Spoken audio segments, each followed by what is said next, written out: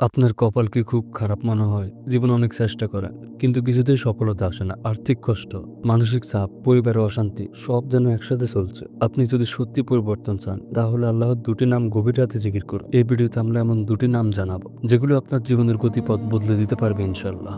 রাতের শেষ ভাগ, অর্থাৎ ফজরের আগের সময়, এটি দোয়া কবুলের উত্তম সময়।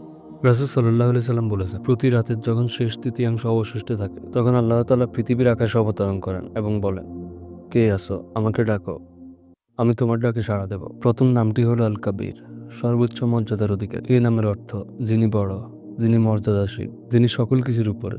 আপনি যদি চান মানুষ আপনাকে সম্মান করুক, আপনার কথায় ও কাজে ওজন আসুক, সমাজে ভালো অবস্থান তৈরি হোক, ক্যারিয়ার উন্নতি হোক, তাহলে এই নামটি গভীর রাতে জিকির করো। যেভাবে পড়বেন, ইয়া কাবির, হে আল্লাহ, আমাকে বড় কল্যাণ দিন।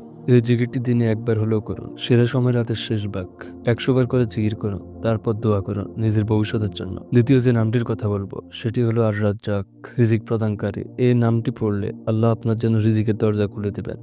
চাকরি নেই, ব্যবসা চলছে না, বাড়িতে অভাব লেগেই আছে, এই নামটির মাঝে আছে অশেষ রিজিকের রহস্য। কোরআনের আয়াত, নিশ্চয় আল্লাহ তাআলা উত্তম রিজিকদাতা।